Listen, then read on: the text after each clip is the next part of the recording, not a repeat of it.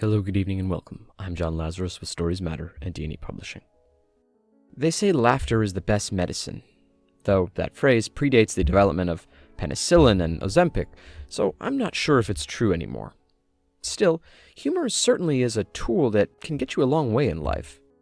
In my experience, funny bosses can get away with skirting labor laws. Funny boyfriends can extend relationships that should have been ended a long time ago due to infidelity. And funny mentors can convince you to do things that would definitely violate your existing moral code. Of course, if you're watching this video, I'd say there's a good chance you're a pretty funny person.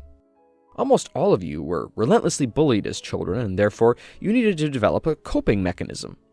For those that didn't turn to food, I'll bet humor was your refuge. But there's a good chance that you're not using humor at all in your writing because you want to be taken seriously as an artist, or that you're using humor but not implementing it in the right way. Now, normally I'm a pretty serious guy. I take my writing and this advice channel as seriously as my duties as a husband and father. But in my 27 years of writing experience, I realized you don't have to be a hilarious stand-up like Bill Cosby to disarm and knock your reader out using the power of relatable and gut-busting comedy.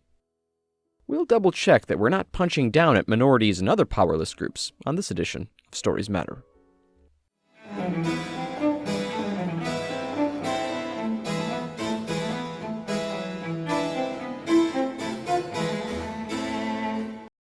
Speaking of laughingstocks, today's video is brought to you by Ryanair.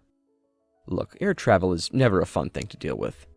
From long queues, to terrible food, to the convulsions your body goes into as you die from hypoxia, air travel is no picnic.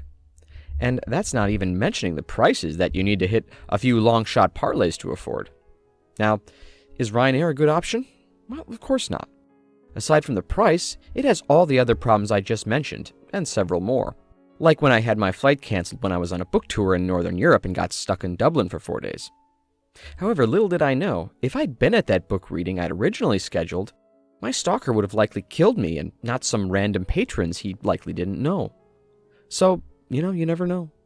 Ryanair, they might inadvertently save your life.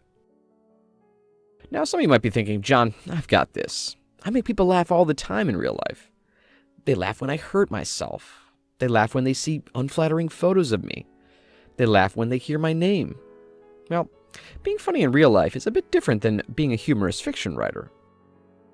Unlike you, your reader can't see the characters in your fiction. So often they won't automatically know if they should laugh or not. With the following tips, hopefully you can write a funny story that doesn't totally undermine your character arcs or audience immersion into the world you've created. Tip 1. Don't hop onto trends. Choose what you find funny. It's only natural to be inspired by the world around you. Even if you're writing fantasy or historical fiction, it'll be heavily informed by your personal experience. And sometimes it can be successful, like when I wrote a medieval mystery that alluded to my impregnation of my business partner's wife. But be wary of referencing very topical things when doing humor, even if they are very hilarious. Instead, choose things that are true to you. That authenticity will shine through. Think about humiliating events from your own life. So, if you were my business partner, for example, you'd write the same story I did, but from his perspective. Tip 2. Get your head out of the gutter, maybe. You need to decide early on what tone you want in your fiction. You probably won't get away with lots of fucks and shits and cocksuckers in your young adult mystery unless you publish the book yourself. And even then, I wouldn't recommend it. You have to keep timeliness in mind here, too.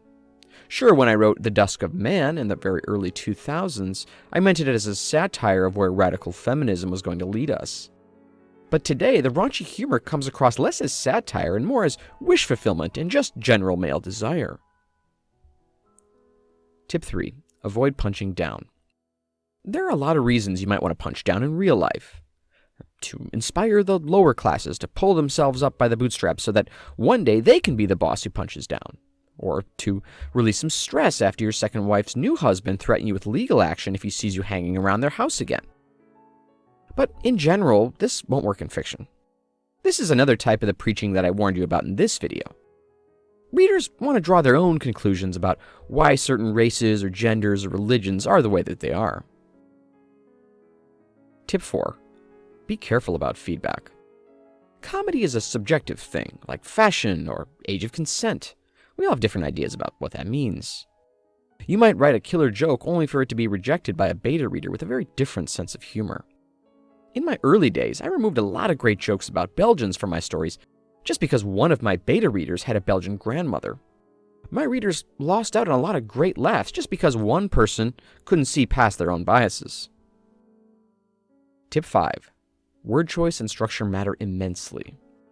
Well, sometimes a joke doesn't fail because it was a bad idea or wasn't insightful or didn't connect a character in an interesting way. Sometimes it was simply how the joke was told. Well, this holds true in real life as well. I realized my employees didn't like my jokes not because they were bad, but because they lived in such deep fear of my reprisals that they could only muster nervous laughter. Try swapping out boring words for words with K sounds. Use your funny observations during scene transitions instead of during key dramatic moments. Try to end your sentences or paragraphs with a punchline instead of just ending on a dull note.